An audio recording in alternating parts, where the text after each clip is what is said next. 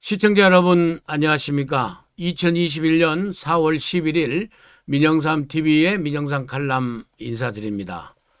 지난 4월 7일 재보궐선거를 승리하기까지 여러분들께서, 애청자분들께서, 애국시민들께서 정말 노고가 많으셨습니다.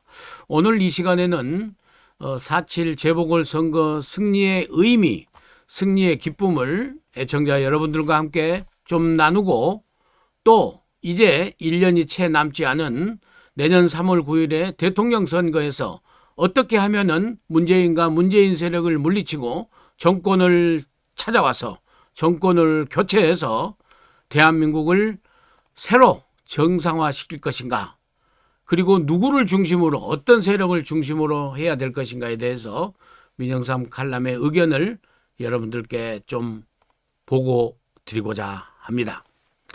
먼저 오세훈 서울시장이 당선이 되고 나서 가장 먼저 손을 댄 정책이 바로 문재인 정부의 K방역.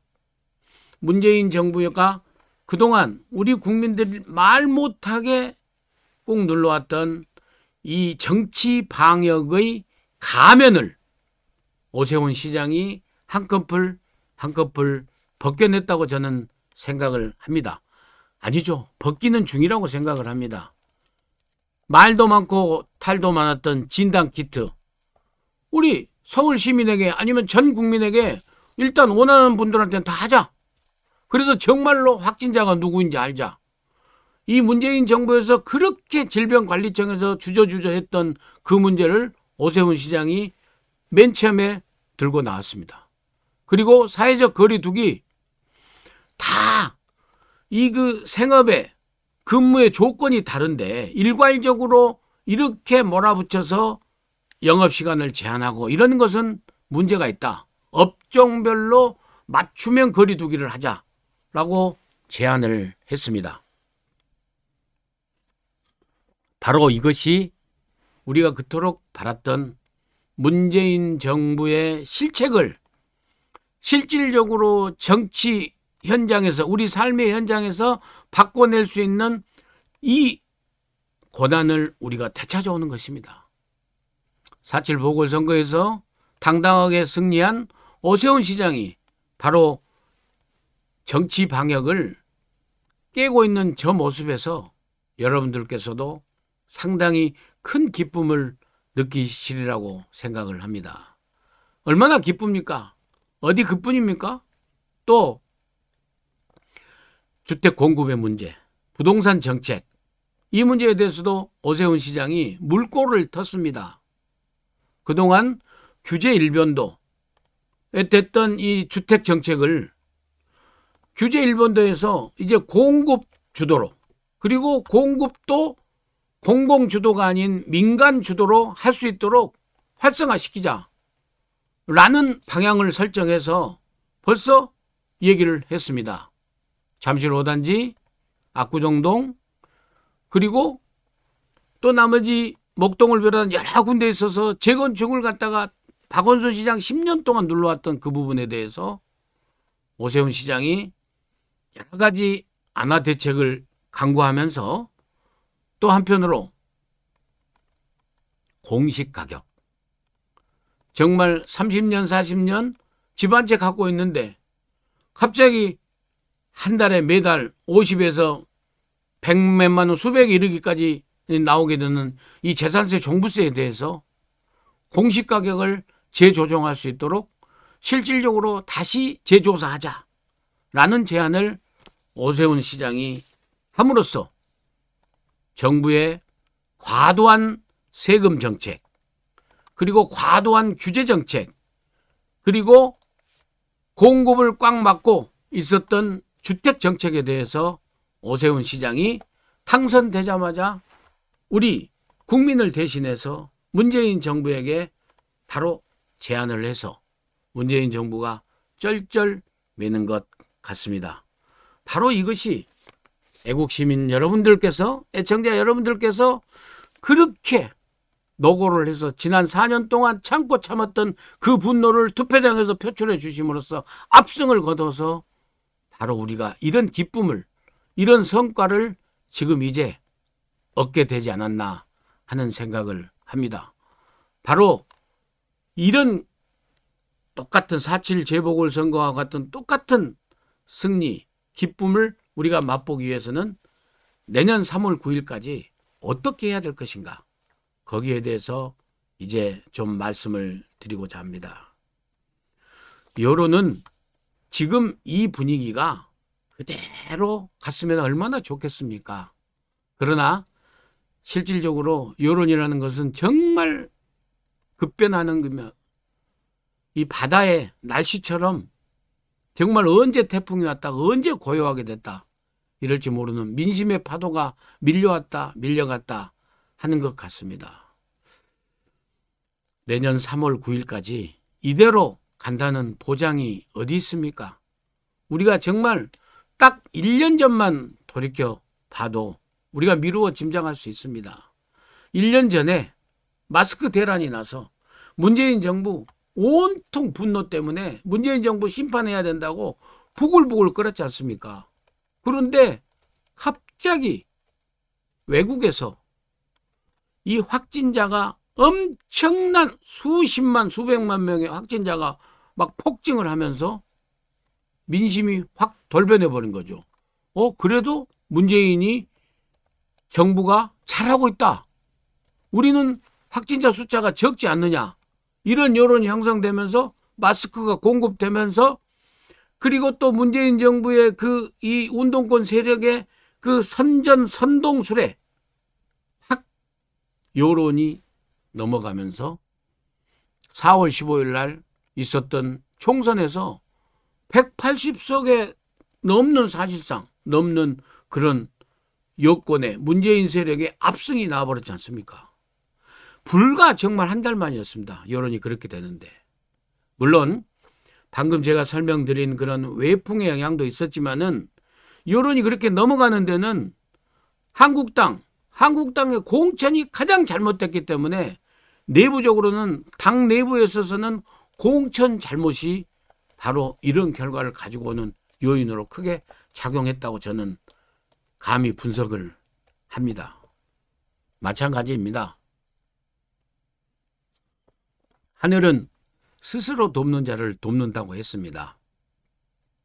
이번 4월 7일 재보궐선거도 정말 국민의힘이 나경원, 오세훈 등과 같은 1차 예비 후보를 거치고 2차 경선을 거치고 다시 또 안철수 후보하고 단일화를 하고 이런 과정이 없었다고 그러면은 이렇게 준비하지 않고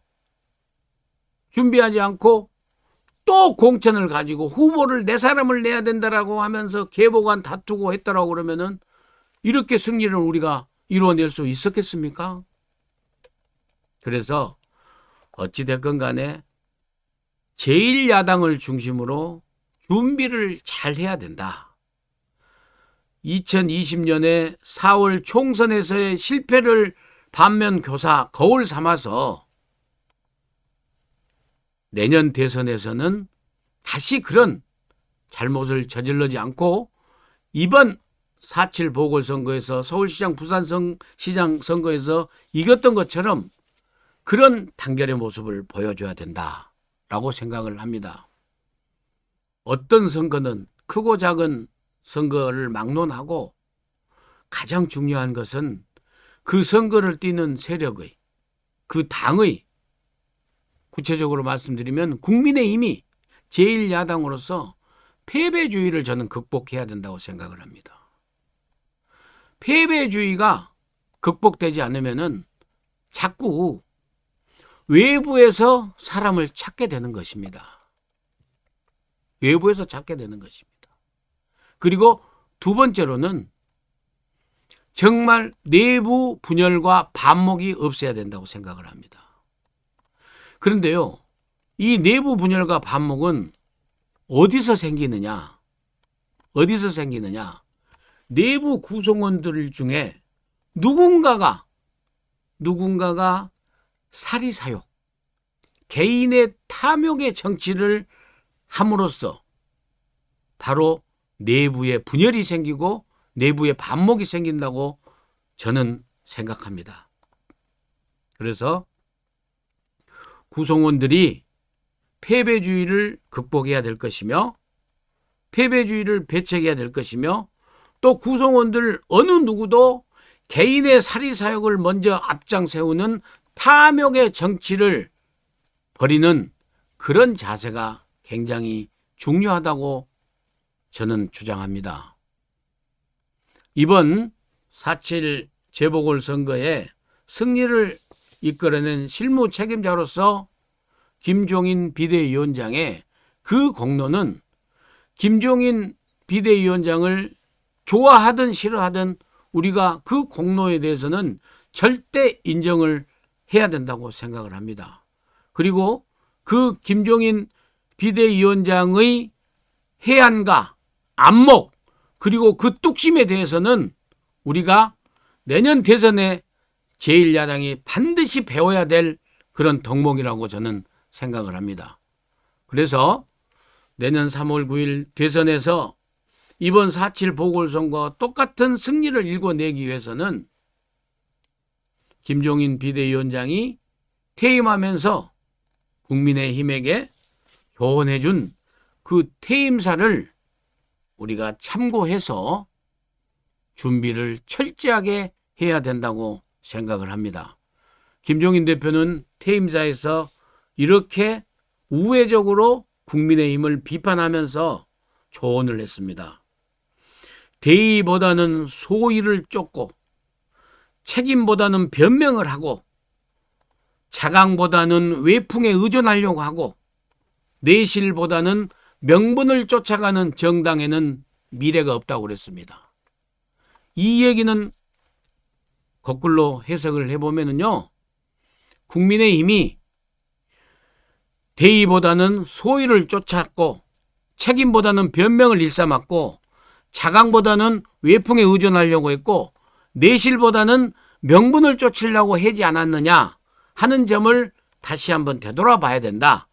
그래서 소의보다는 대의를, 변명보다는 책임을, 외풍보다는 자강을, 그리고 명분보다는 내실을 기하는 국민의힘이 되어야 한다라는 충고를 해줬습니다. 그리고 개인적 판단이 묻어있긴 하지만은 정말 퇴임하는 기자회견에서 기자에게 그렇게 하소연을 했습니다. 어느 날 김종인 대표한테 찾아와서 그만두라고 하던 중진도 있었답니다. 그래서 김종인 대표가 퇴임하는 퇴임사 중에 국민의힘의 가장 심각한 문제는 내부 분열과 반목이라고 콕 집어서 얘기를 했습니다. 제가 분석해서 말씀드렸듯이 이 내부 분열과 반목은 결국에 구성원들의 패배주의와 구성원들의 개인 사리사욕을 앞세운 소화병적인 탐욕의 정치 때문에 생기는 것이라고 저는 봅니다. 누가 그런 사리사욕을 갖고 소화병적인 탐욕의 정치를 했는지는 여기서 따지지는 않겠습니다만은 정말 내부 분열과 반목을 유발시키는 그런 소화병적인 탐욕의 정치, 그리고 가장 상대방을 유리하게 하는 패배주의를 배척하고 극복하는데 우리가 앞장서야 된다는 교훈으로 삼아야 된다고 생각을 합니다.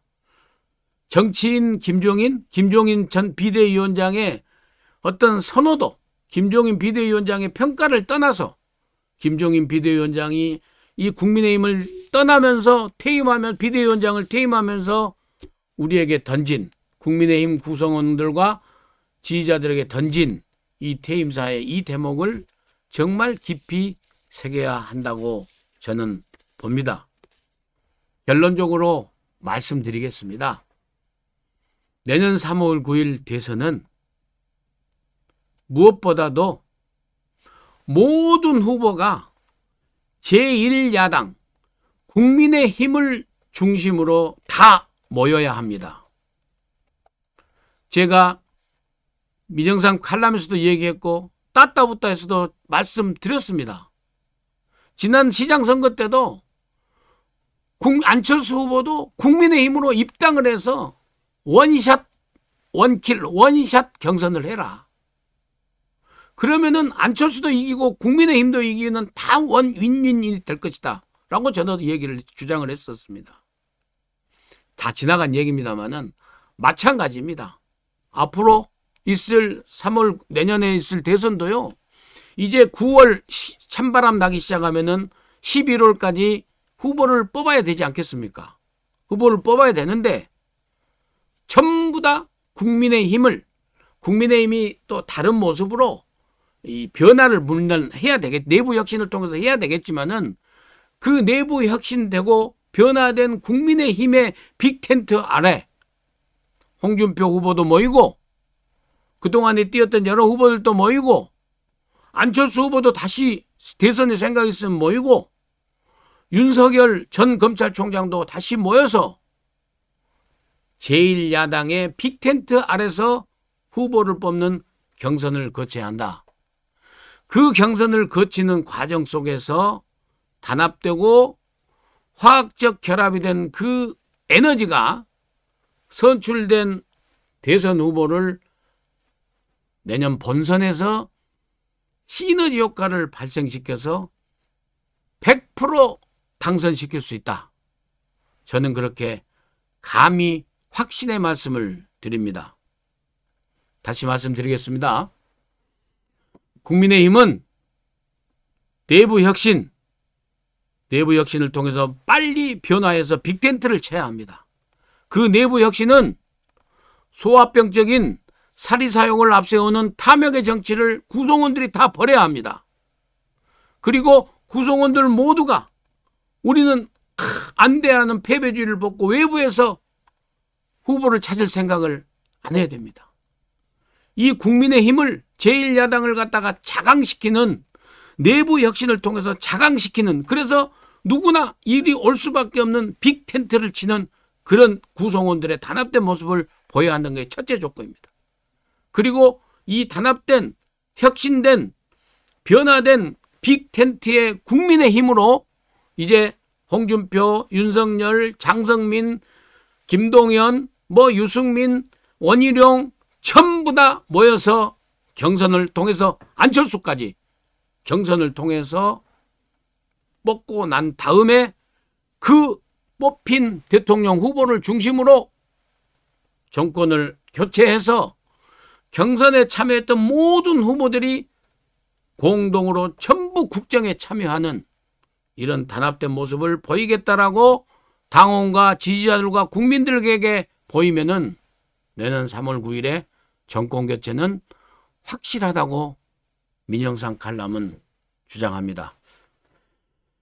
네, 결론적으로 내부 단합과 빅텐트 아래서 다 모여서 원샷 경선을 하자라는 대안의 말씀을 드리면서 4월 11일 보내드린 민영상 칼럼 마치도록 하겠습니다.